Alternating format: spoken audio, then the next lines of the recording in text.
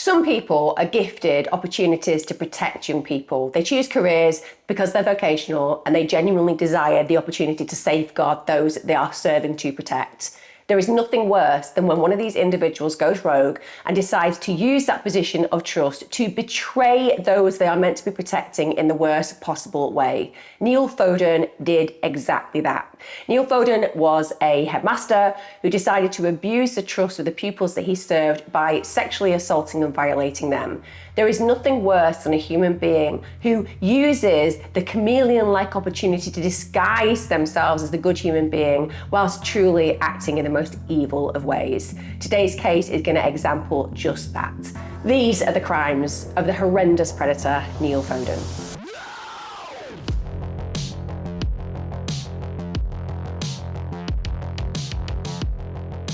Hi guys, welcome back to my channel. You may note that there's a bit of a background change. That's because I'm away. I'm with my family in Italy and therefore I only have a white wall.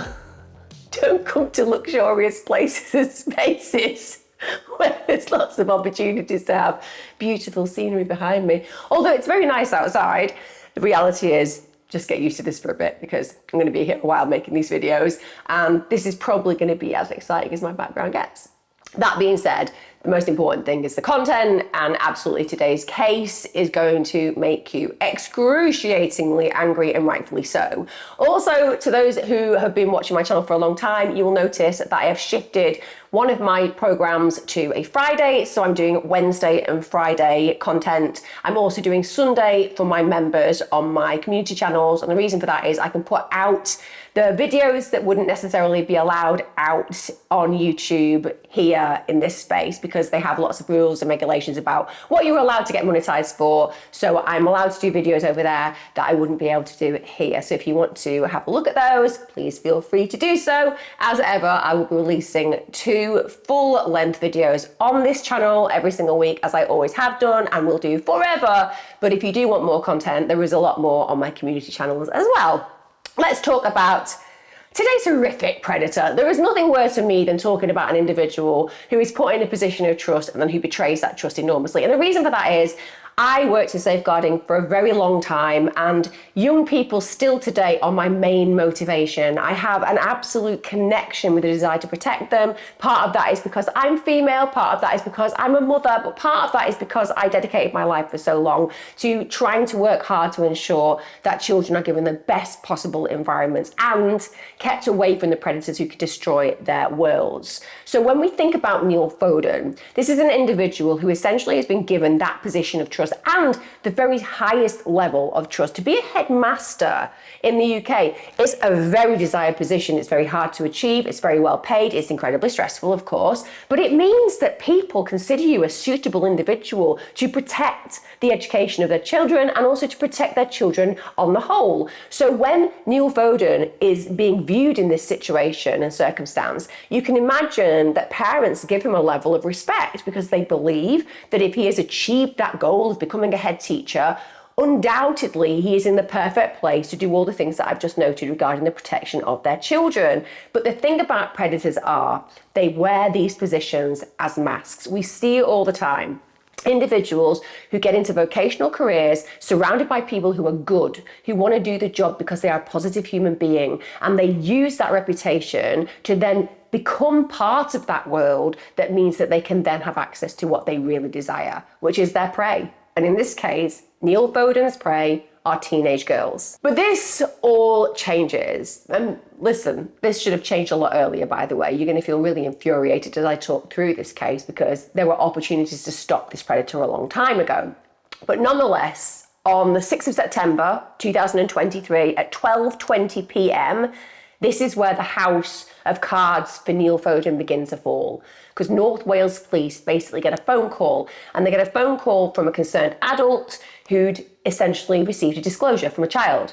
So this child had gone and sought out this adult.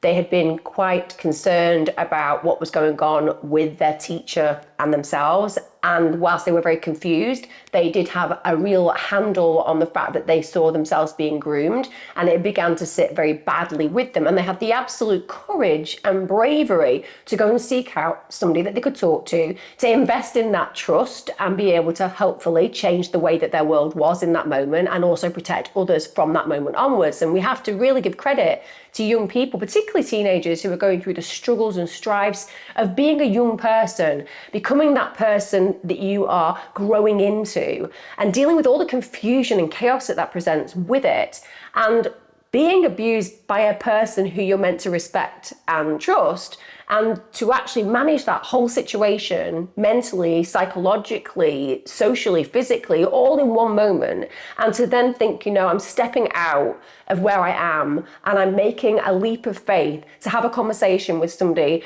who may agree that what's happening to me is wrong.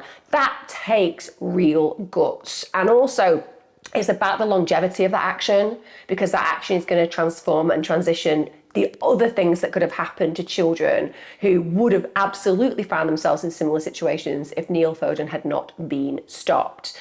So basically, this young person has said that they feel that they're in some kind of romantic relationship with their head teacher. Now, this head teacher, as I said, had reached the pinnacle of his career. So Neil Foden had managed to climb through the ranks to become the head teacher. He was the head teacher at Ysgol Friars in Bangor, and that's in Gwynedd. Beautiful area of Wales. He'd been there since 1997. So we're talking about somebody with a real long-serving history in teaching, which is terrifying.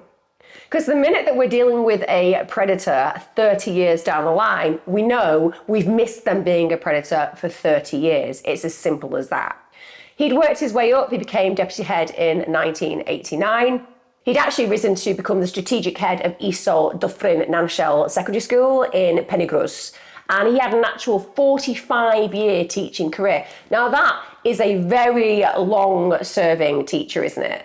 That's somebody who's found their place in space as far as their career is concerned. You don't stay in a position for 45 years because you don't get something from it. But the very sad thing about Neil Foden is I don't think he got satisfaction from teaching.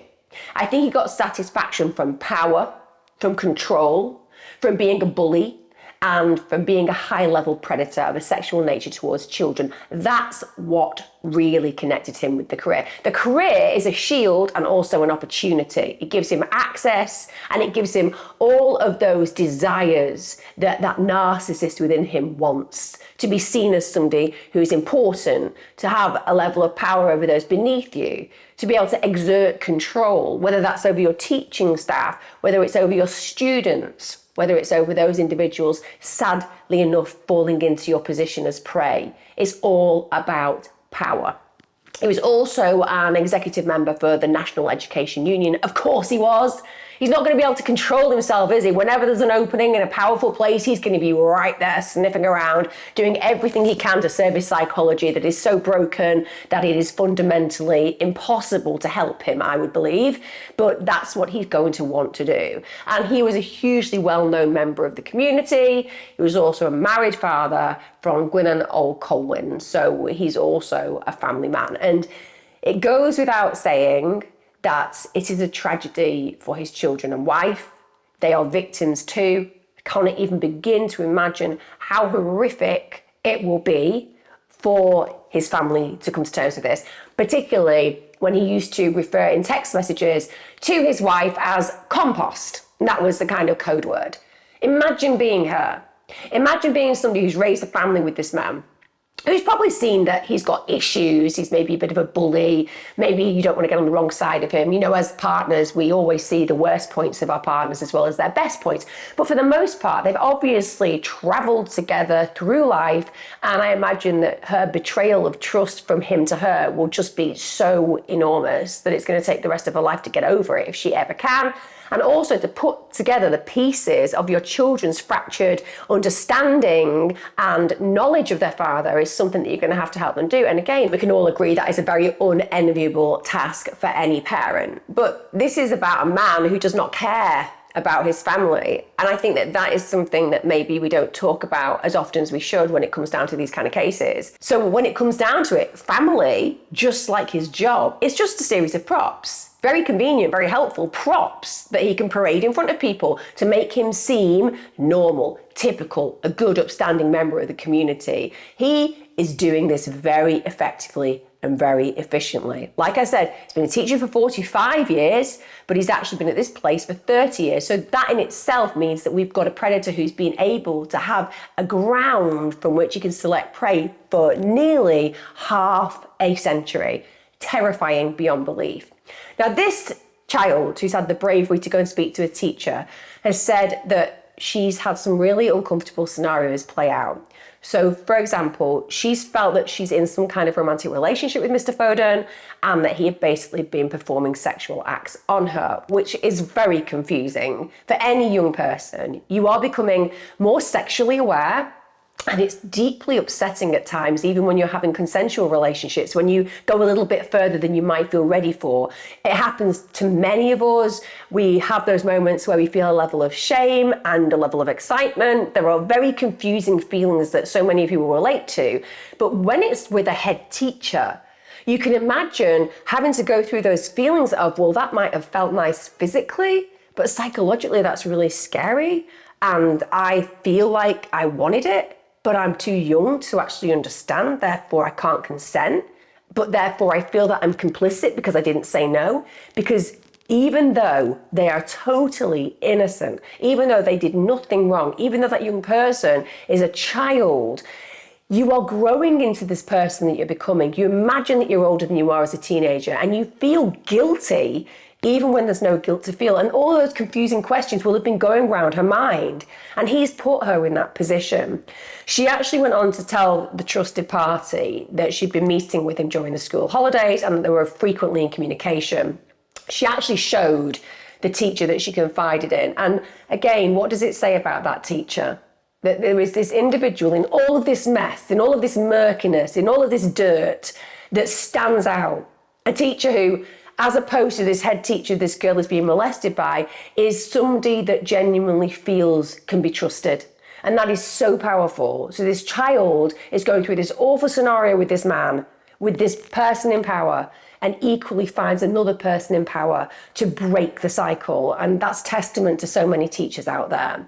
So she shows this teacher screenshots of messages, and these messages involve talking about oral sex. So immediately it's a safeguarding issue. Immediately as a mandated reporter, that teacher has to go and speak about exactly what's happened. But in the first instance, the teacher is just listening to this student discuss what had happened. Now, in further discussion, as this child is being tentatively encouraged to talk, they express that they've been seeing this head teacher for around 6 months. And it's referred to as a relationship by this young person, but clearly we cannot see this as an actual relationship unless we're going to talk about it in the way that it's predatory. But she's been engaging in some kind of connection with this predator for 6 months. So that's a long period of time. This guy's bold. This guy thinks he can get away with it. 6 months, and he's still involved with this child? He clearly believes that he has honed his skills, and as a groomer and a molester, he can keep their silence. Because like I said, 6 months means he is somebody who is very willing to engage long-term in the grooming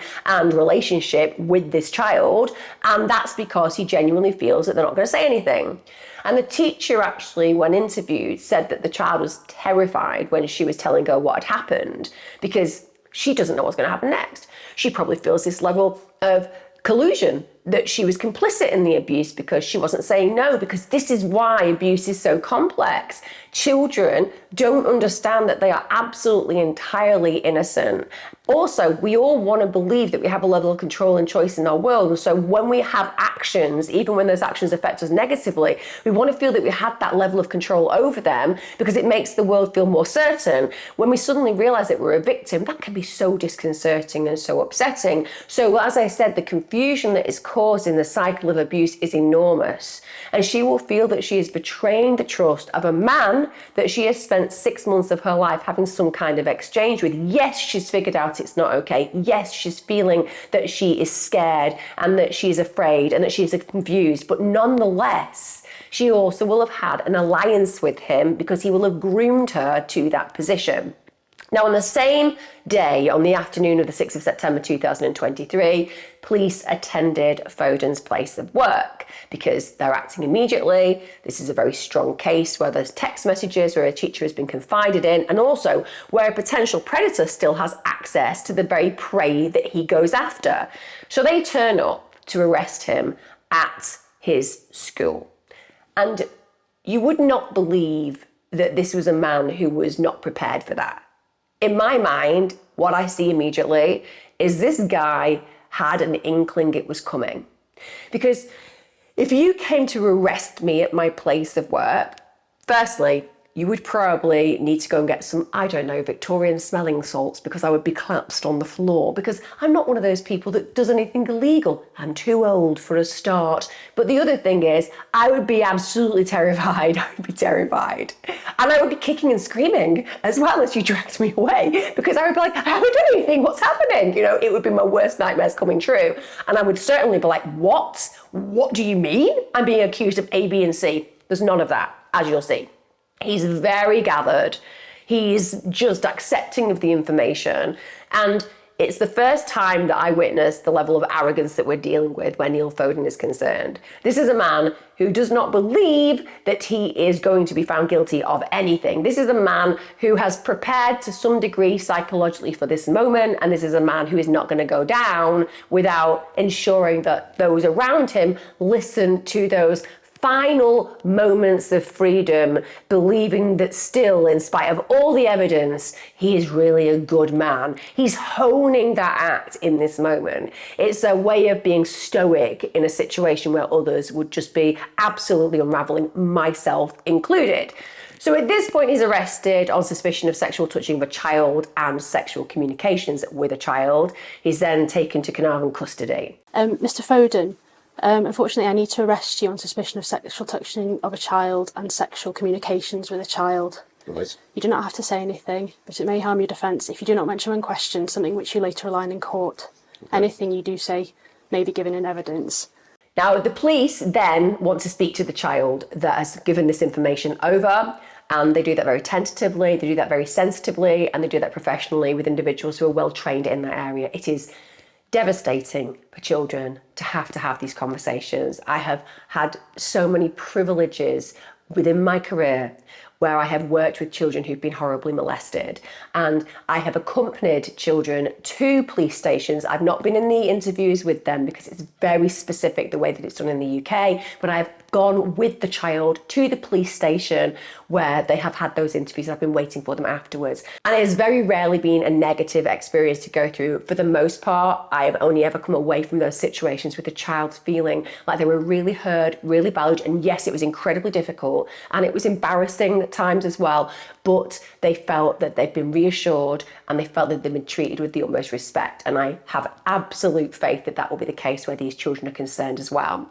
So during those interviews, the police are told that Neil Foden had basically provided her with 2 of his old work shirts, and also she handed over indecent images where she's wearing those shirts. So this man is basically grooming her on many levels, one of which is to disseminate absolutely inappropriate images of herself to him, and there's the ownership quality, isn't there?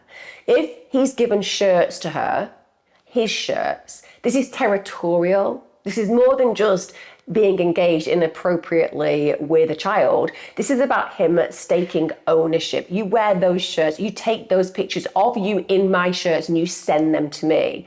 So there is a level of fetishism in there as well, and that will play out more as I talk about this case. She also showed the police really inappropriate messages that she and Neil Foden had discussed, and included in those messages were several messages where Neil Foden's telling her that he's in love with her. And that's deeply confusing, because if somebody loves me, it means that they think well of me. If somebody loves me, they're going to treat me positively. If somebody loves me, maybe there's a future in it. If somebody loves me, how can it be bad? And that's what groomers do. They ensure that the child is so confused with their attentions and by their attentions that they are putty in their hands to some degree. And that's why often we never find out about children being abused by teachers or other individuals in authority ever, because they take it with them to the grave. It is such a conflicting experience to go through.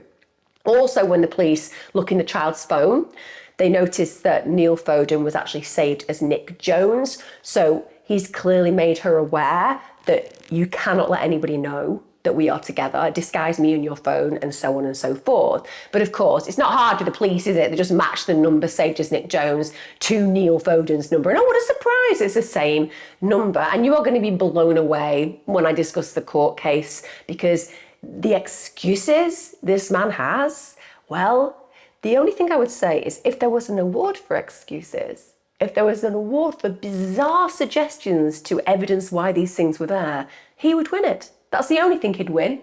That's on a ticket to hell. The child that I'm talking about now, that's going to become known to the investigation as Child A. Because of course, as we expect, we're not just dealing with one child who's been horribly molested by this man. Now, whilst he is in custody, so the day he's actually arrested, Neil Foden is interviewed on 2 occasions there. And during these interviews, a man who is known to be notable in the community, a man who's known to have an excellent reputation as far as he is concerned in the community, a man who's clearly a great orator because he's a headmaster, he'll be giving a lot of talks to the school, he'll be considered potentially even as inspirational in some of these talks, so he has no problem communication-wise. I mean, that's the thing about being a teacher. You have to be pretty effective at communication. And so during the interview, of course, he can give the police everything they need to know. I mean, he's got nothing to hide, has he? And that's why he provided no comments in response to every question that he was asked. No comments. I understand that some of you out there will say, well, if I was a lawyer, I would say to my client, no comment. Just say no comment. Until you've got some real advice and opportunity to talk about what's going on, do not speak to the police. I get it. I understand. But I also think that if you are truly an innocent person, you don't feel the need to do that. If you know that you have exemplary behaviour and you've nothing to hide, very rarely will you feel it problematic to sit down with the police and answer questions, because obviously, on the whole, those questions will actually be positively used for you. It'll give you an alibi, you'll be able to deny the actual information they've got, you'll be able to explain things if anything needs explaining, and you're not incriminating yourself because there's nothing to incriminate. When somebody, such as a headmaster, is brought into this scenario and sits and answers no comment to some really serious allegations, immediately it just makes you think, guilty. Absolutely guilty. I'm sorry, is there some kind of area that we can just go and take Neil? Maybe inject him with a bit of truth serum. Is truth serum allowed? Sorry? Oh, no. MK Ultra was binned off, was it, in the States? And apparently that truth serum stuff does work though. Do you know anybody who's got any dark web? No? Okay, sorry, I was throwing it out there. I'm not suggesting that we MK Ultra Neil Foden with truth serum. I'm not suggesting. I am nodding my head. I'm nodding my head. It's a involuntary movement, body language wise. You're right, we should just go down the original route. Taser. No, sorry, I'm taking the mic. Obviously, we can't do that either. We can't taser him either. Sorry, it just really gets me when we're talking about child predators and the fact that they sit there with that arrogance and that absolute superiority, believing that they're going to be able to get one up on the law. And of course, that's exactly this predator's mindset. He believes he is brighter than everybody else in the room. And that narcissism is often where they trip themselves up, because they think they're very bright, they think they're very clever, they think they've got everything covered, they think they can get away with everything, including murder often. And yet the truth is, when they are put into circumstances with skilled individuals who know this territory, their facade, their exterior, their capabilities, it just dissolves, because they're built on an inferiority complex within their nature and within themselves that is so deep that the minute that somebody is able to excavate it to some degree, shine a light on it, it literally makes them crumble. And without a doubt, at this moment in time, we have Neil Foden believing that in spite of all the evidence they're sharing with him, he is untouchable. And of course, a mindset of being untouchable doesn't just come internally. It doesn't just come from there, from his own sense of superiority. Often it's the reflection base. I know the right people. I know the things that they can do. I know the strings that they can pull. I can make this go away. And believe me, in the moment that he's sat with those police, that will be what he's thinking. From some of the statements I've read, like an air of arrogance or control about you where you just think possibly you're better than everyone else and you're untouchable. Is that what it is? No comment.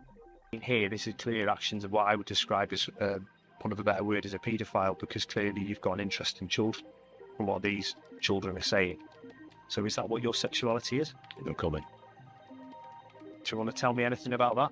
No comment. So during all of those interviews, it's just no comment across the board, which, like I said, as far as I'm concerned, makes him guilty as charged. But in spite of his refusal to engage, he is immediately charged with a number of sexual offences. That happens on the morning of the 8th of September 2023. So the authorities are moving fast here. He's also remanded at that point to be put in front of the Magistrates' Court on the 8th of September. Now, the news of Neil Foden's arrest and charge became public very quickly, and it was big news.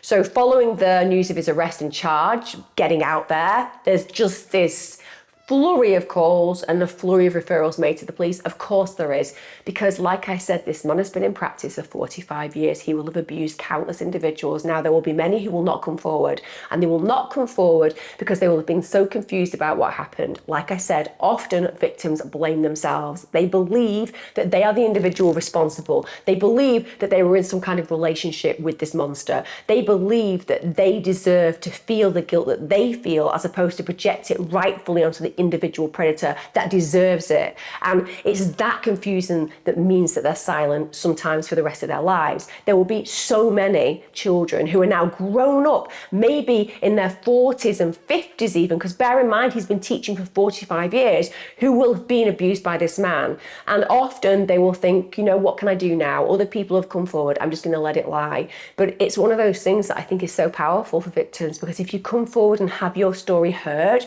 even if you don't go forward any further with it, it means that you've validated that you were a victim, that you did nothing wrong, that you deserve to have no shame, no guilt, and it absolves you cathartically often of those feelings. But so many people stay silent because they don't want to relive it. They feel that they'll re-traumatize themselves, and they feel that it's already been laid to rest. He will have got away with so many crimes. It is terrifying. But of course, there are victims out there who go, I thought it only happened to me. He made me feel that I was special, that I was the only one. So I believed that even though it was wrong on reflection, that he wanted what was best for me. And even though that was confusing, I bought into that belief to make myself feel more secure in the world, and that there aren't monsters. Simply this was some kind of inappropriate relationship, but one based on care and love. And then all of a sudden it's like, no, even that was a lie. This man was molesting lots of young people. I wasn't special. I was just a victim, another one of his prey. And that makes people angry. And that makes people have courage. And that brings those victims forward too. So this is what the police are now dealing with. They're realizing this is not an isolated case at all. There are other people out there. It becomes very obvious that there are many other victims of Neil Foden that needed to be spoke to. And bear in mind, the ones that end up in court will not be the only ones that were spoken to. When you give evidence of a witness, you have to, first of all, when you're a young person in particular, be somebody that the court believes will be able to do that appropriately. Many people are not aware of this. So you have to be a witness that the court considers could be cross-examined or could be put in positions that are traumatic and keep it together. So you will have scenarios, and certainly for me, working with sexual trauma, I had individuals who had very strong cases, but the court would not bring them in as a witness because they believed that they would not be able to perform in a way that was positive for them, or indeed would bring the trial to a position where the CPS felt it was going to effectively close the case on a guilty verdict. They did not see them as suitable. And that's very distressing, because these individuals might have mental health issues, they might be sex workers, but they're human beings with a story, and a story that needs to be heard. But because of the brutality of the legal system, as I said, Some are considered unsuitable witnesses. So Neil Foden will have more victims than appeared in court, but it's likely these victims that do appear in court are selected because they believe that they can stand the scenario playing out and deal with the brutality of that situation. So these other people start to come forward. And in the weeks following his arrest, there's another 2 children in particular, child B and child C. So this is growing now. It's growing in magnitude and it's actually becoming an operation. So when we have lots of victims, when there is a lot of investigating to do, the police call it an operation and they give it a specific name. This operation was named Operation Stone.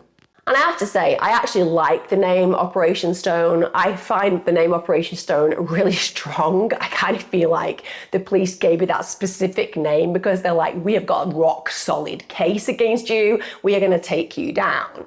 Now, child B and child C, when they're interviewed, they actually repeat a really similar set of circumstances as child A.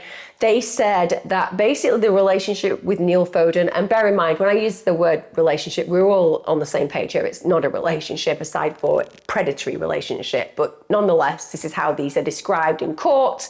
But they said they were seeing him for these apparent one-to-one sessions. And you can imagine, can't you, being a potential victim? You can imagine in a world where you are growing up and as a teenager, we often feel a level of invisibility. As human beings, we often feel a level of invisibility, in fact. Very rarely do we feel truly seen. And then this person in power, this person who's respected, this person who's feared, this person who is seen as, to some degree, untouchable and even unrelatable to, because they're so esteemed and they're in such a high level position, starts noticing you. Not just noticing you, starts telling you you're beautiful. Starts saying, I see you.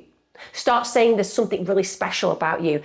It is going to make you feel very confused, but also probably quite excited and probably quite hopeful that maybe there is something great about you. You don't know that this person has got this particular way of grooming. You don't know that you are just another member of his prey. All you feel in that moment is this man sees me when maybe nobody else sees me. And as a teenage girl, you're often dealing with your body issues as they develop. You're dealing with the issues with the relationships and finding it problematic at times to find people that you can trust. And there are all these big questions when you're going through adolescence. And then this man, who everybody thinks is special to some degree, and somebody who apparently knows themselves because they're an adult, they're looking at you and they're telling you that there's something really special about you. It's going to be alluring as much as confusing. So he gets these children, makes them feel that there's something special about them, wants to meet them for one-to-one sessions, and we all understand what that will mean. It's an opportunity for him to incrementally groom them. Both of the children, when interviewed, said, this man was touching me inappropriately very early on. He was touching my legs. He was making really inappropriate comments to me. Child B said that when she was alone with him, he actually grabbed her by the neck. He placed his hand at the top of her inner thigh, just close to her genitals. And that's something that we see predators do. So predators will use tactics to test things out. So if you can grab me by my neck, oh, okay, you can say that was just playful if somebody complains. Oh, I was just being silly, I was just grabbing her, fooling around, wrestling. Yeah, it's highly inappropriate and it would actually lead to you being sacked if the right investigations went on, if you are somebody who's a safeguarder of children.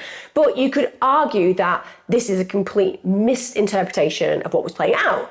But if you do that and the child doesn't say anything, because they're confused too, and maybe it is just playful, then you've kind of done the tick box of the first level of grooming. And then, of course, putting your hand at the top of her inner thigh, a little bit too close to her genitals, where she's like, well, he didn't actually touch my genitals, so did he do anything wrong? And that's the confusion a groomer wants to create. And then when she doesn't say anything at that point, he can take it further. That's how these monsters work. Now, child C, she said that she ended up alone with Foden. And again, he put a hand on her leg, he pinched her thigh. Also, he hugged her when she was going through a period of being upset. And during that hug, he put his hand under her clothes. But just listen to how clever he is. Not quite enough in those moments to make it sexual, but absolutely enough to test the ground. Is this a child that is going to accept this inappropriate behaviour? Does this child immediately say, get off me? Does this child complain about me? When they don't, it's up to level 2. This is how groomers work. They're patient, they're schooled, they're effective. And this person has tested this actual method out many times before. He also really upped the ante on making them feel good about themselves. He told the victims they were attractive. He made comments about their bodies because, again, you're incrementally making them feel that they owe you something because they're so nice to you. They're so kind to you. Is he really a child molester, or is he actually just a really nice man who's just older than me because he makes me feel good about myself? Like I said, the playbook of the groomer absolutely at hand here. We get to October 2023. At this point, another victim comes forward. Now, this child will be referred to as Child E in this video. Understandably, the children have not been identified. They are anonymous because they do not deserve to spend the rest of their lives being known as the child molested by Neil Foden. When you come from quite a small community, and this is quite a small community, you don't deserve to have that follow you around. So for their own protection and for the rest of their lives to just be free of Neil Foden, they're referred to in this way. So Child E said that she was in a relationship with Mr. Foden from 2019 up until very recently. And Child E has kept the receipts. So she provides evidence of the messages that the two of them have exchanged, as well as evidence that she had actually been away with him to hotels and stayed with him at hotels. Like I said, I am talking right now of how a predator looks 45 years after beginning being a predator. This man has absolutely got it down to a T, or so he thought. He believed that he had a victim profile. He believes that he has a playbook to work to, and that people will fall at his feet and work accordingly to his wishes. He's an individual who's become more brazen, taking a child to stay at a hotel, even though he's a head teacher. He's an individual that's courted friendships in the right place to allow him these opportunities as well. This is a man at the very top of his game, as far as he is concerned. As a predator, he believes he's achieved an absolute goal regarding how to act and how to achieve what he wants. But often, it's in those narcissistic, overconfident moments where these predators live and reside in their minds that it all begins to crumble. Because nobody is the perfect predator. And people often underestimate young people. And boy, did Neil Foden underestimate his victims. Now, this same victim who was brave enough to come forward said that Foden, as with the other girls, said he loved her, but also said, you know what, we really need to think about keeping the relationship a secret because, you know, I'm married, I'm a teacher, things could go bad for me, so let's just keep it on the low down. So inviting her into a position of trust, because then that gives them an equality in the relationship as far as her mentality is concerned. Yes, she's a child. Yes, she can't consent. Yes, it's deplorable what's happening, but now he's saying, you need to help me. You need to protect me. And that makes her feel a level of responsibility and accountability towards him. And that, again, is straight out of the predator's playbook. It's a game. Make the person that you are in a position of trust over feel a responsibility towards you as the predator, because that keeps them from breaching and breaking that trust. And that, again, is so upsetting and confusing because she is a child, and she is a child who should not have to feel accountable at all to this monster. She also said that she had travelled with him, she'd gone in his car, and that in the car itself, sexual activity had happened between the two of them.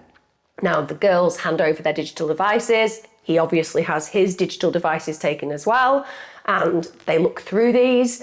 Those girls handed them over responsibly and voluntarily because they've nothing to hide, they did nothing wrong. Understandably, Neil Foden will not have wanted those devices to have been looked at and certainly wouldn't want to hand over his own, but that happens in these kind of investigations. So on Foden's phone, literally an hour before the police arrived to arrest him, indecent images of a child have been deleted from his phone. You know what I was saying earlier on? The thing about groomers, they don't just groom the kids. Groomers are very, very effective at working in the right places and spaces, getting a particular stronghold in relationships with people in power because they're going to need them at points and times, such as a little phone call saying, hey Neil, the police are coming over, you need to be ready. And that point, he deletes those messages and so on and so forth. And I'm going to throw it out there. The thing about paedophiles They often know other paedophiles. And the thing about other paedophiles, they often have positions of power. Because when you're a child molester, it's not just about molesting children. It's not just about sexual behaviour. It's about wanting to feel powerful. So they know each other. He gets a little bit of a tip off, shall I say. That's my belief anyway. Why else an hour before the police turned up did he delete those images? But of course, they can get all of that back. And it turns out that 16 of those images that he deleted were actually in a pin-protected folder, so he didn't want his wife finding them. He wanted to make sure that he had access to them solely and nobody was going to come across them, because this guy knows he is wrong, beginning, middle and end. He knows he's a criminal. He knows he's a child molester. He knows he's a horrific human being. So he's protecting those folders on the whole with a pin. Now, during the interrogation of his laptop, he was actually found to have access material related to girls, urine and urination. So yes, Neil Foden isn't simply a child molester, he's also someone with a strange fetish and paraphilia around urine and urination, often likes a little bit of the waterworks when involved with partners. I imagine his wife having to listen to this in court would just make her feel so distasteful about their entire relationship. Knowing that this kind of stuff is going on in the back of his mind when they've obviously had an intimate relationship and had children must just be absolutely blindsiding and breathtakingly awful. It's as simple as that. But understandably, again, it suggests that Neil Foden is somebody who really likes to push boundaries. And I know there will be people listening who say, whatever you want to get up to in your sexual behaviour, as long as it's with consenting parties, is acceptable. I agree to a degree. I also think that trauma does a lot to us, and sometimes we can accept the unacceptable in our sex lives, and we should always consider why we're being coerced into certain situations. Sometimes it works out that this is exactly where we want to be and it's fine. Other times it's often as a reaction to things that might have happened to us in the past. For somebody like Foden, bear in mind he's got this thirst for power and domination. I imagine he would really enjoy making a girl do that to him, because again, it's absolute power over them, or indeed doing it to her, because that means he's dominating her. And that plays into the mindset we're discussing right now.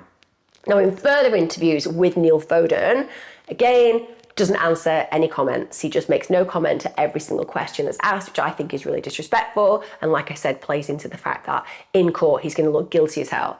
If you are a jury member, you are always looking for the chinks of honesty. You can't help it. You sit there, you listen, and you hear from a bunch of witnesses and from the individual themselves being cross-examined, etc., or being questioned by their own defense. And you are looking to hear from an authentic, truthful person who's got nothing to hide. And people who come across that way, you can just tell there is something about them that makes you trust them. If you walk into court and there is a bunch of pretty condemning evidence and then you've answered no comment to everything, I don't really need to listen to the witnesses, honestly, because everything you're doing, every action you're taking makes you seem guilty. And that's what juries are basing things on. We're ordinary people, ordinary members of the public. They are waiting to hear whether you come across in an honest fashion, and they are looking for the breadcrumb trail of guilt or innocence. And right now he is laying one of guilt only. Now, whilst the police are conducting a search of Mr. Foden's car, another thing that they came across that was very concerning was a pair of black and purple lacy handcuffs. It's in a side pocket of one of the bags in the boot. When they forensically test those, the DNA of child E and Neil Foden is found on those handcuffs. So hugely incriminating. And the two work shirts that Neil Foden had given to child A, they also forensically tested that. And the DNA for child A and Neil Foden was found on those also. So it's clearly connected to him. Now, in total, it was 5 girls who are not going to be identified, but who came forward who accused Neil Foden of abuse. And that abuse was between January 2019 and September 2023. So this guy was abusing right up until he was caught. It's as simple as that. Now, the trial was heard in Mould Crown Court, and I would say that Neil Foden arrived at court thinking, I ain't going down. He hasn't got the memo. I don't know how anybody could sit through this trial, including himself, and not think, I'm going down. But he genuinely doesn't seem to be the kind of individual who's heard that, because of course, narcissists believe the world will be how he wants the world to be. And in this case, he is believing that somehow he is going to get off with what has occurred. And you will hear that more as I go through the defense. Now, it was a 3-week trial. and the court heard about all the road trips. They heard about the sexually charged WhatsApp exchanges. They saw them. They were literally shown the messages themselves. Also, they were talked through the really unsettling shows of affection. And throughout this very, very clear evidence, Neil Foden is protesting his innocence. There's literal text messages. There's literal exchanges. There's pictures, but no Neil Foden. He has an explanation for everything. Now, Foden in his career, because that comes in a great deal, you're kind of figuring out the mark of the man in this situation, the mark of the monster, some would say. He was described as a firm and almost autocratic school leader. What they mean is he was a bully and it was a dictatorship. You did what he said or you went to hell. And he was quite happy to make your life hell, let me tell you. There is clear evidence from prior experiences in the school that he was deeply problematic as a school leader. It was his way or the highway, and if you dared to cross him, well, expect to be put in very precarious and challenging and damaging situations personally. Now, he had been in controversy previously. This is not the first rodeo, essentially, when this man's name is in the press. So in 2019, there were real concerns that had been raised from people who knew him because he'd been seen alone with teenagers. Now, bear in mind, this is 2019. People are saying, Mr. Foden, you're being seen by yourself with teenagers. This is a problem. And this is a problem on multiple levels because even if you're innocent, it means you're opening yourself up to false accusations. Another thing he was told was, you just need to be very careful. Think about your own safety. Think about your own safety. I'm just going to throw it out there. As somebody working in this profession, I get it. I understand that in my work, therapeutically, clearly you have contracts with clients, you're in scenarios of confidentiality, but essentially, the door closes, you're with that person by yourself. It's why certain therapists actually film sessions with the permission of the clients because they're protecting themselves and the client. But for the most part, our concern is for the client, not for ourselves. And if I was seeing a circumstance where a teacher was hanging out in strange circumstances with children, I would specifically target that teacher as well as complaining about them and say, this is highly inappropriate. That's not what you do as a teacher. You're a safeguarder. You do not spend time alone with children. Yes, you might put yourself in a position of problematic situation because they could accuse you of something. But for the most part, it's because I know it's not normal for teachers to be doing that outside of the realms of dealing with behavior or information about actual education. He has no place. He's a head teacher. He doesn't do any of that stuff. He's not in the classroom. Why is he hanging out with these kids? But it feels, again, you've got friends in high places. They're going to tell you to think about your own needs, not the needs of the students. They're going to warn you because they care about you, not the safety of the kids. Now, Gwynedd Council, they were informed of these concerns. At that point, there should be a formal investigation. It's as simple as that. If somebody comes forward with that very, very concerning behaviour, it is your duty as a council, as the education authority within that council, to go ahead and create a formal investigation to dispel any concerns as much as to confirm them. Doesn't happen. Doesn't happen. In 2020, though, Foden is reprimanded by the Education Workforce Council, and the reason for this is he's found guilty of unacceptable professional conduct by its Fitness to Practice Committee. The reason for this is they felt that Foden had unfairly singled out a young teacher, that this young teacher had been given disciplinary action after a school trip was called off at short notice, and they had then had their life made hell by him. The hearing actually heard that there was a real climate of fear at his school and that he was somebody who just went ahead and picked on members of staff who were not in his gang. And I think that language is so appropriate. That's how bullies work. You're either in or you're out. And to be in, you often have to act in ways that are not in line ethically or morally with who you are, but you prefer that to be on the outside and having your life made very, very difficult. And this dates back, by the way, this kind of behaviour to even 2014, when a teacher came forward and actually said, after finding out that Neil Foden was falsifying exam marks, that this was something that needed to be dealt with. And they actually informed the authorities they should have been protected, they shouldn't have been put into the line of fire, but this was failed, he found out, and their life was made hell as well. But this is an individual who has been falsifying examinations as well as bullying staff, as well as being seen as somebody who's like a gang member in the way that he actually polices the school, manages the school, and acts in that position, and has made people suffer at his hands because he's a predator. He's an abuser, he's a molester, he's all of those things. It speaks to the mindset of a desire for power, and he'll take that power in every avenue, in every space, and every place that he can get his hands on it. Also, in 2021, I found this really interesting. He faced a lot of criticism because he refused lunches to students whose school meal accounts were more than a penny in debt. Now that to me is harrowing. The one thing that you know as a teacher is if there is a child having their lunch and they can't afford it because they've gone into the red, essentially, they're likely in a situation economically where they might be struggling. As somebody who's compassionate, as somebody who's an educator, you would imagine you would be like, it's absolutely fine. Get your lunch, we'll sort it out. And then that's an opportunity. If I was in that situation and a child couldn't afford their lunch, I'd want to know why. Now, it could be that they've gone and spent all their money at the newsagents before, bought a pack of fags. I don't know. I don't think you can do that legally in the UK. I'm quite old. I think the rules have changed. But what I'm saying is, you might have gone and spent your money elsewhere.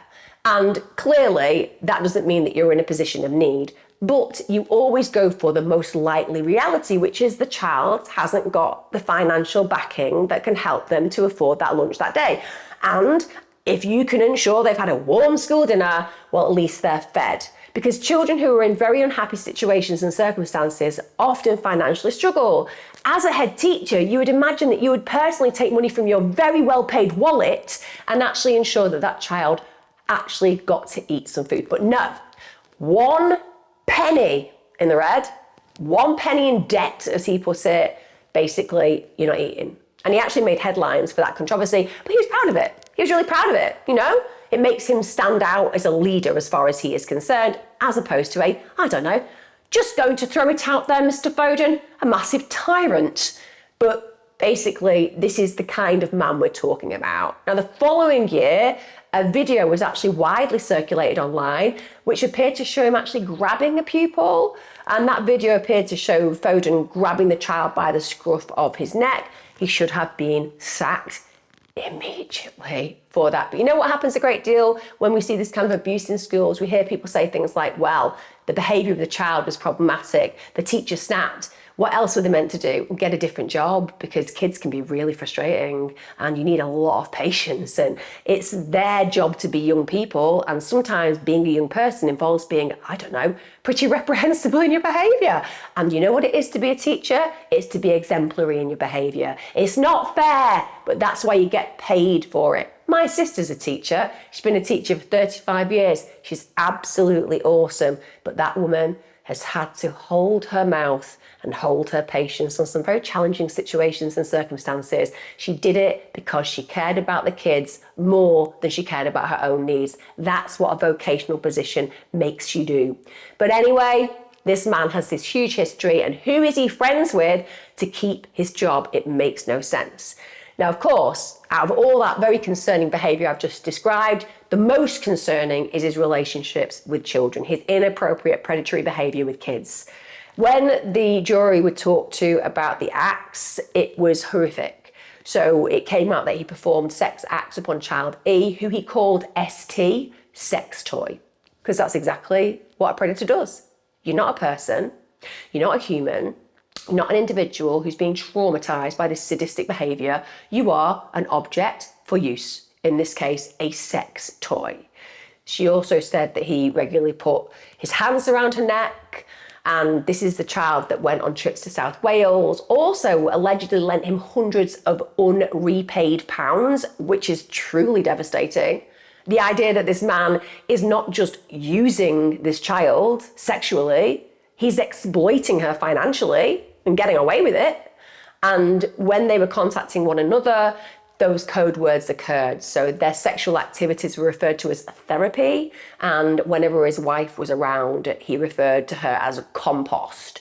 So arguably they've created this communication style. And the pure reason for that is if somebody gets the phone, it's not going to be as easy to decipher the communication between them being so inappropriate. He actually told that child to take their secret to the grave. Fortunately, life is long. Kids are savvy and death is a long way away. And child A thought, you know what? I don't need to take that to my grave because I did nothing wrong. You though, you might need to spend the rest of your life in prison, or hopefully even when you get out, be old enough that the grave is a lot closer to you than it ever will be to child A. Now, the WhatsApp messages between Foden and one of his victims was awful. You can just see the predatory behavior in those text messages. It's harrowing beyond belief that he's actually having these deeply inappropriate conversations and is doing it brazenly. Child E, they gave evidence of how Neil Foden would take her on trips to Liverpool, and apparently he would pull over in country lanes on their way back so that he could just molest her and have sex with her there. That is absolutely grotesque. And it also speaks to me about how trusting we are as a society. You know, we see an older guy with a young girl, the assumption is going to often be this is a child with the father or a child with the grandfather. This would be something that would seem more likely when you look at him compared to the age of a 13, 14, 15-year-old girl. But he is using these escapes as an opportunity to just go on detours where he can actually use this child for his own purposes and gratification sexually. Now, I do have to say I have some sympathy with the defense in this case because there isn't a defense. Honestly, I will talk you through this and you will all be like, what? But I do have that level of sympathy and empathy with the person being told they had to defend, you know? If it had come on my desk, I'd have been like, sorry, why have I got Neil Foden? Oh, we think you're a really good defender. I'm not sure that you do think I'm a good defender because I think you've given me this to punish me. No, you'll be fine, just think of a defence. The thing is, I don't think there is a defence. Listen, it's innocent until proven guilty. Yes, isn't it about finding reasonable doubt? Yes, that is also very important. There isn't any reasonable doubt. He's definitely guilty. I've seen the text messages. I'm saying, come up with something, it'll be fine. I don't think you and I connect on any level anymore. And I'm just going to say, Christmas card list, birthday list, off it. Anyway, you will find it, shall we say, a little bit left field where they go with this defence. We're going to go through it anyway. Now, the defence, of course, have to come up with the reasons why he's been with this child in the car on country lanes, and they have the perfect solution. It makes absolute sense. I mean, if I'm not thinking that this doesn't make perfect sense, then I don't understand who I am anymore. So the defence suggested that the purpose of these detours was that he could find new routes for country walks. I know. I mean, if I was on that jury listening to that, I'd be like, well, that makes perfect sense. He was with a child from his school. Absolutely no reason to be with her. Not related to her.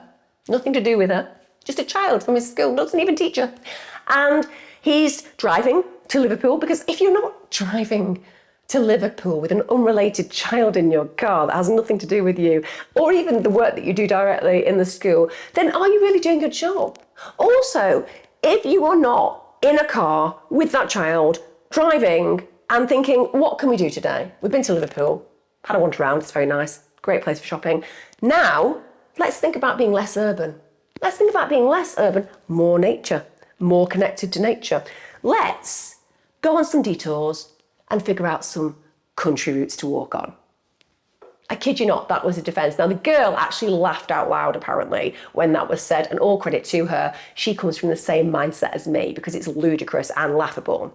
Now, the child who originally disclosed the information about her relationship with Foden, she'd made Google searches in the months leading up to her personal disclosure where she was asking online signs that a child is being groomed. She also searched, why do I get upset over an older man that gives me a little attention, and why am I attracted to older men? How devastating for that girl. The fact that she is looking, firstly, to see whether she is a victim, because she obviously feels that there's something wrong, but equally the complicity that she feels, this level of, well, I'm involved in this relationship, I'm attracted to it, what is wrong with me, why am I this way? And that is what predators rely on, that the child is so confused by their relationship that they essentially become silent because they feel that they own a portion of blame and they don't. It is devastating to know that that child was asking Google for those pieces of information that could either reassure her or also bring her to the reality that she is indeed a victim. Now, it wasn't until the 7th of May when Foden actually takes the witness stand, and it's ludicrous. We are literally in the room at this point with a narcissist on steroids. Because in spite of what I've just told you, this guy thinks he's going to be able to get away with it. So as we all know, he's previously only answered no comment, or he gave a prepared statement denying any sexual contact with children during the interviews with the police. He spent the first 2 weeks of the trial listening to all the testimonies, seeing the actual information that's being presented, basically seeing the evidence that is well stacked against him, and he's just stared impassively in the dock.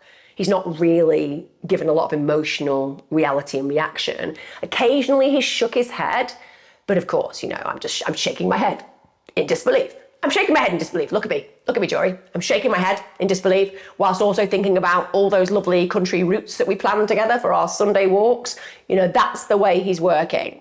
At this point, he's had also time to think about how to present to the jury, and he'll be doing that in his head. He'll be working it out in his head. How am I going to try to come across as compelling, authentic, and honest to the jury? So he starts by telling the court how he had considered a career in the police or banking in his teens before he was compelled to pursue a career in teaching after having an inspirational teacher. Now, a lot of you might think, what on earth is this guy doing?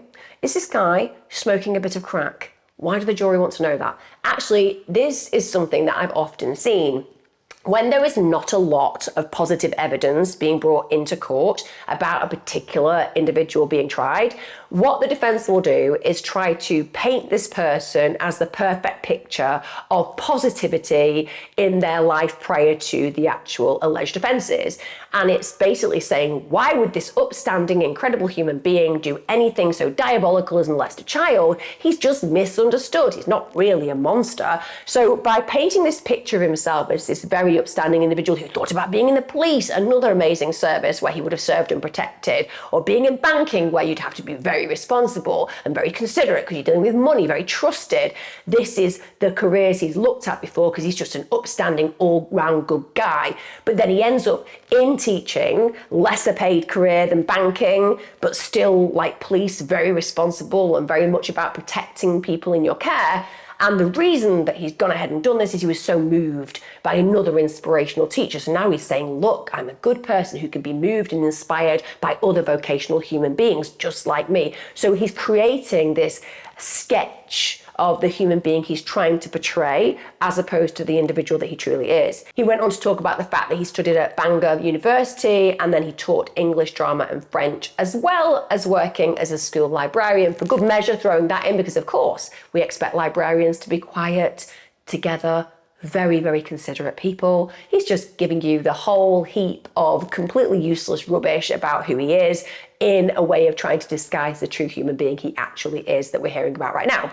Now, he eventually, as we'd expect, works his way up from teaching to deputy head and then to head. And he said that he had no previous issues with the police, aside from when he was convicted for driving without due care and attention when he was 19 years of age. And of course, that again, he's trying to get across, listen, if I was truly a predator, surely you'd have had some prior convictions. Surely the way I'd behaved in society would obviously have been compelling to the degree where I'd have probably gone to prison for other misdemeanors, other problematic behavior, other crimes. He's painting a picture to tell the jury, I couldn't possibly be a predator. Look at all the good things I've done.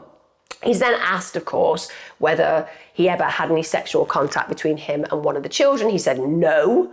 Now, when he was told that she'd actually talked of a relationship between them, he then answered, it's not true.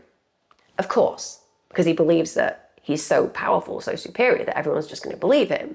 He's then confronted about the references to him as Mr. F and also his car in the messages as Mr. Foden's taxi. He said at that point he was unaware of that, and he said in spite of those communications, nothing happened. He did admit, of course, that he told one of them that she was beautiful because that's a way of taking responsibility for a tiny part of the truth. Oh yeah, I did tell the girls that they were beautiful. I did say that. But even though that might come across and be construed as inappropriate, you've got to understand I'm dealing with kids who have self-esteem issues, who have issues with the way that they look per se, and arguably me saying that they're beautiful might not be considered the most appropriate way of discussing and talking with children, but I did it for the good of them.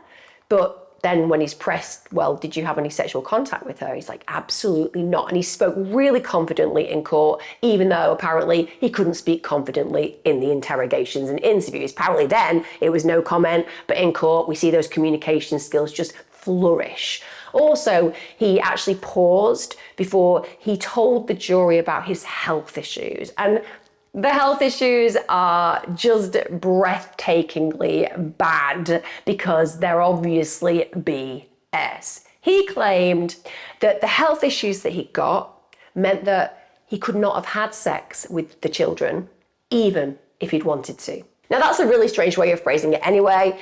If you are being questioned on whether you have had sex with a child or not, you are obviously going to say no if that isn't true. But to then say, I have an issue potentially with impotence, shall we say, I can't actually get an erection, therefore, even if I had wanted to have sex with this child, I wouldn't have been able to. It just wouldn't fall from the mouths of an innocent person, because you wouldn't be talking about if you wanted to, because you would be so absolutely disgusted by the very thoughts that the words, even if I had wanted to, wouldn't have come into your mindset. You would have just clearly said no, and I'm not capable of, and I'm disgusted by the allegation. That's how you would respond.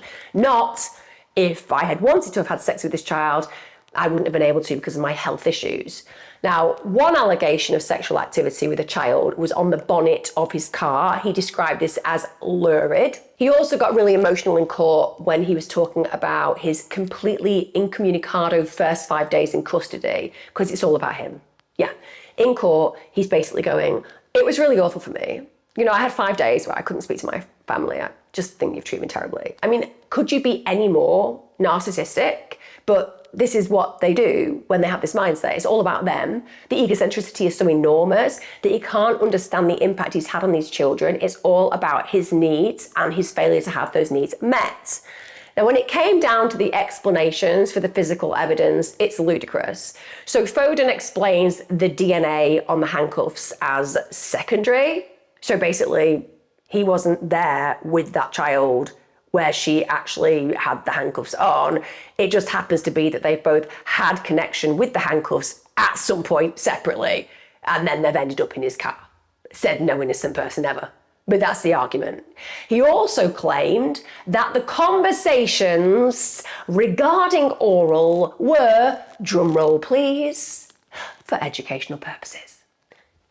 Can you just explain to me the conversations on the text messages regarding oral sex? They weren't about oral sex. Well, they clearly were. They're clearly sexual and inappropriate. We can read them. They're obviously sexual and inappropriate. Only if you are an individual who sees things in a sexual and inappropriate way. If you are somebody like me, who spends most of their time considering country walks and also helping young people to get better at their oral skills in a speaking way, like teachers do, then you will understand why I'm innocent and I'm only talking about oral in the form of speaking. He literally said that in court. That kind of educational purpose he's arguing is a whole different educational purpose that we're talking about today, isn't it? Simple as that. He did, however, concede that the messages he sent at night were inappropriate, but that they were all about improving the girl's self-esteem. It's all about her.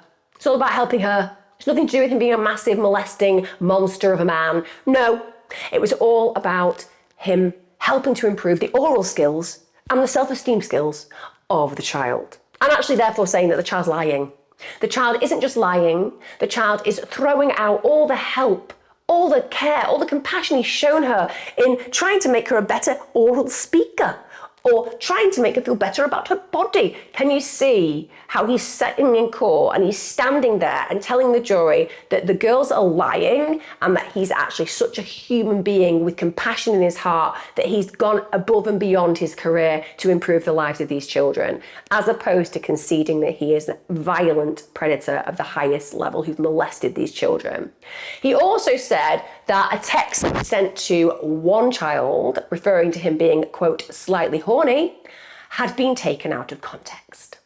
Can we just think about that? So you sent a message to a child, to a minor, saying that you were slightly horny. Can you please explain what slightly horny meant? Well, it's out of context. Can you explain how it's out of context? It is out of context. It is out of context. Yes, but just explain what else could slightly horny mean. Well, what you don't understand about me is I like to go on long walks in the countryside, and I often take young people to help scope those out. Call it orienteering. And one of the things that I've noticed is that there are a lot of cows and bulls around, and I've noticed that some of the bulls have slightly horny heads. And also I've noticed that some of the bushes are slightly horny.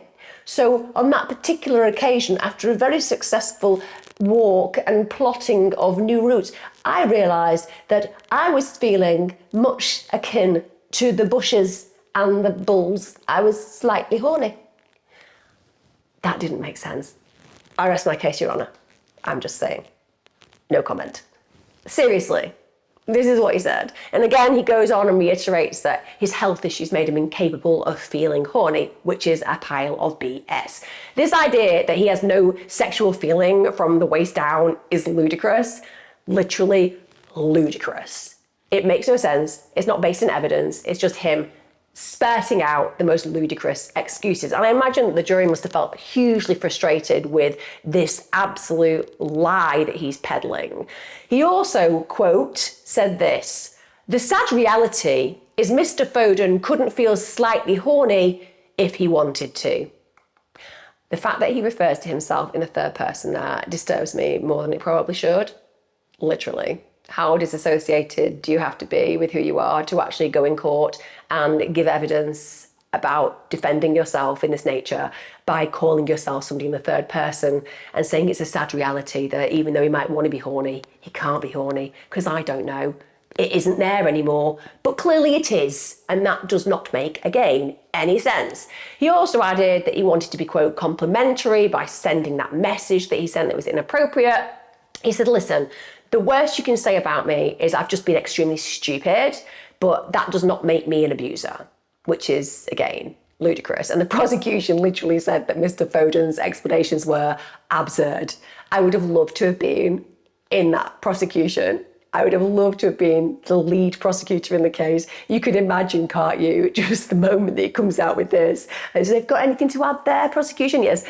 Absurd. That's all he said. The jury just still like nodding vigorously. Yes, that's absurd. Absolutely absurd. Ludicrous.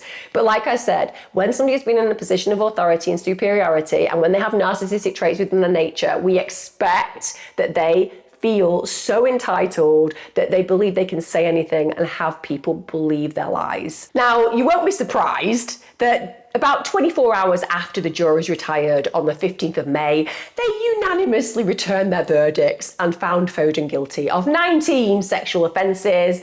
Rightly so. There was no way that man was not going to be found guilty. The only person that thought he wasn't going to be found guilty was himself. And those 19 sexual offences referred to inflicting such abuse on 4 different children between the years of 2019 and 2023. Now, included in those convictions were 12 counts of sexual activity with a child, 2 counts of sexual activity with a child by a person in a position of trust, causing or inciting a child to engage in sexual activity, possessing indecent images of a child, sexual assault of a child, sexual communication with a child, attempting to arrange the commission of a child's sexual offence. So lots of very, very serious offending that he's found guilty of. Judge Rowland warned Neil Foden to expect a lengthy jail term for behaving as an arrogant and controlling man who just, quote, carried on offending. He was Neil Foden, a man who thought he could do no wrong, was the actual quote. So he's told at that point where he's found guilty, you're not going to get away with this leniently. I really don't care that you were inspired to become a teacher or wanted to be a police officer. I'm going to send you down. And you know what? It's really heartening for me to hear when a judge says these things, because there have been such lenient sentences towards predators in the UK that it's been breaking my heart. Seeing people who have been involved with the incitement of child sexual activity in horrendous ways, literally given community sentences or sent to prison for maybe 12 months, 2 years. It is harrowing that we have these predators walking our streets. And when a judge comes down hard on a predator, it matters, because I don't think you can change them. I think you can lock them away, and that makes kids safe from them. It's as simple as that. If we can't change them, they shouldn't be on the streets. Also, really interesting, a woman called Miss Gill, she was somebody who'd worked at the same school as Neil Foden for almost 30 years, so she knows the mark of this man. She said he was the worst kind of bully anyone could imagine. She said that as far as she was concerned, Foden conspired against her for years and then actually dismissed her from her role twice. She actually won an appeal, was allowed to return to the school, but she then gave up the career that she loved in 2009 because he made things really difficult for her. And I think that's a real mark for her that she went back, because I wouldn't. I think psychologically to be dragged through the mud in the way that she would have been dragged through the mud and bullied relentlessly and worked in such a hostile environment, to win an appeal and actually agree to go back to the school, that's beyond upsetting psychologically, and she must have had some resilience to do that. And I totally understand that in the end she thought, I'm not sticking at this, because he continued to make things awful for her. She even said that once she agreed to leave, Foden continued his campaign against her, and that is the mark of this kind of man, that she dared to beat him. She won on appeal, and he made it his duty, his job, his desire to ruin her life as far as he could ruin it, even when she had left. And she actually was quoted as saying, I've lost everything. I even lost my family in order to protect them. How harrowing and how powerful was this man in the local community? And what does that say and speak to of those individuals around him? What are they doing in their private times? Who are they spending time with? Because it deeply concerns me when these individuals are surrounded by a wall of silence and a wall of protection. And Neil Foden has had that for many, many years. Now, despite the effect that Foden had on her life and her mental health, Ms. Mill said that even knowing that, she did not believe he was capable of the offences that he was found guilty of, because it's too terrible to imagine. Another colleague actually said that Foden was a person who was constantly wanting to throw his weight around. They described that there was an uneasiness amongst their colleagues, and said if he gave your opinion on something that went against his vision, he would genuinely have it in for you. Another ex-pupil who'd attended the school in the mid-80s that he taught at said that he was a bully back then, said that he got away with so much, and said the other teachers were just afraid of him. They didn't step up, didn't say anything about it. This person said he'd grab you by the neck, he'd shove you against the wall. So he has had a career with this abuse at the centre of it. And another former pupil actually said that Neil Foden gripped his tie with his fist, pushed him, and he actually referred to Neil Foden as a dirty man, a cruel man, and someone who got away with it for years, which is harrowing, because we're talking about so many more victims who'll be out there. Now, during his sentencing, the 66-year-old was labelled depraved, arrogant and a bully. I would say that underestimates the monster we've discussed here today.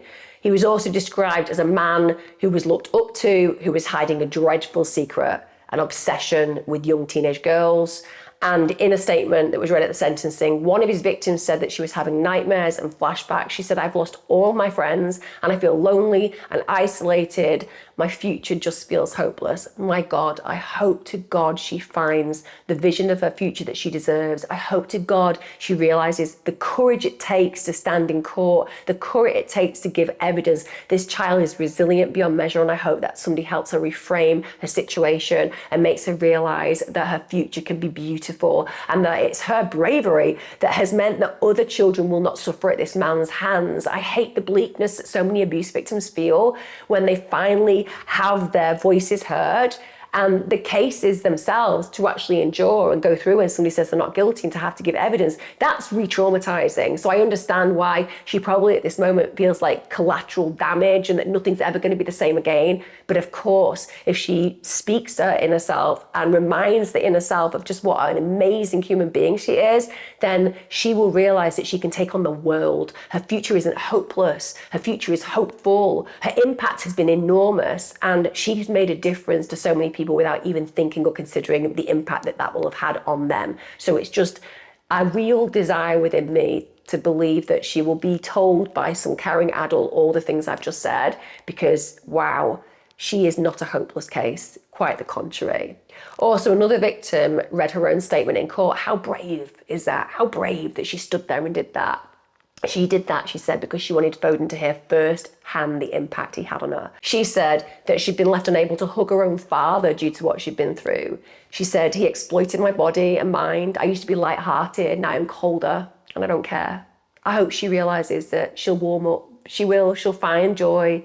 She'll find a reason to let go of this pain at some point in the future, but she also needs to connect with the courage it's taken and the pride that people like I and all of you have for her courage. She also said that she'd asked him if she could trust him, and he'd said yes. And she directly looked at him in court and said, "You lied." Another victim also read a statement in court. She said that Neil Foden had torn a huge part of her life away that she does not think she can get back. She said, "It hurts because I trusted him. He's taken my trust in people away from me." And she went on to say that the whole stress of the trial could have been avoided if Mr. Foden had told the truth at the start. And she's right. He re-traumatized them willingly and knowingly, even though he was never going to get away with this. But he obviously believed that if he could stand there, if he could intimidate, maybe they wouldn't be able to come through with being the witnesses that they were and that they became. So it was the intimidation level that made him go through the trial. He believed that he was going to win because he's used to winning. He believed he'd be protected because he's clearly been protected. Another victim said that what Foden had done was unforgivable and that they'd all been exploited. And throughout his sentencing, he just kept his head down. He didn't have an expression on his face. But when he was asked to stand, the judge said, "You felt like no one would stand up to you. You believed the victims would never disclose." It is clear that, were it not for the courage of the victims and support offered by their families and the thoroughness of the investigation by police, there is every possibility you would have continued to offend. You have no remorse. You've not shown an ounce of contrition, and you have no insight into the very serious harm you've caused. He said Foden was bombastic and domineering as a character, and that he had planned his actions, so it was very premeditated. He'd worked hard at grooming, he'd worked hard at planning how to get away with these crimes. On the 1st of July 2024, Neil Foden was sentenced to 17 years in prison. 17 years. Still not long enough in my mind, but it's a long sentence in the UK. He'll have to serve 2/3 of the sentence before he is considered for release. Sadly, it wasn't a minimum term, 17 years. He will get out earlier if he's considered safe. It might be he's never considered safe again. The judge also imposed a sexual harm prevention order for life and also a 10-year restraining order preventing him from contacting any of his victims. That should be a lifetime restraining order. I don't know why they didn't give that lifetime restraining order, but for whatever reason that hasn't happened. He's also obviously barred from teaching indefinitely. Think about this, guys. Neil Foden was considered to be this really powerful and influential character in the community, and yet he was a monster hiding in plain sight. And if his victims hadn't had the bravery to come forward, if that person hadn't gone and spoken to her teacher and believed that that teacher could help her, he would still be practicing. This man would still be out there having access to the most vulnerable children. Now, following his conviction and the sentencing, local parents were absolutely livid. They can't believe that he got away with it. They are aware that it's unlikely the sexual abuse started in 2019 and that it's likely it was going on for longer. A former Welsh Assembly member, Helen Mary Jones, said this: "There were red flags everywhere, and yet again we find ourselves in a position where, in our education system, where our children should feel safe, comfortable and happy, a powerful man has misused his authority and no one has stepped up to stop him, except those who didn't have the power to do so." That in itself is powerful, strong, and entirely correct. It took the victim's bravery to stand up and break down the barriers between justice and injustice. He should have been stopped years ago. 2019, people were blowing the whistle on this guy, and yet still he was allowed to continue. Why? Friends in high places. Simple as that. Friends in high places. That's my assumption. I would be really interested to hear about yours. Please do leave comments below if you agree with me or otherwise. Was it just that he was excellent at wearing this mask of acceptability and responsibility that no one knew? Or was it indeed that he was protected from the inside potentially? Also, just to acknowledge the power of victims, the strength of victims, the courage of victims, which stands out for me in this case. Without a doubt, there is going to be an absolute inquiry into how the failings of the council led to this man being able to keep his job. We will wait with bated breath to read the same thing that we read every time. Lessons will be learned. And yet, if lessons will be learned, why do I keep telling the same stories regarding these kind of predators. Hope you found this case interesting, guys, and as ever, I will see you again next time. Take care, and as ever, look after yourselves.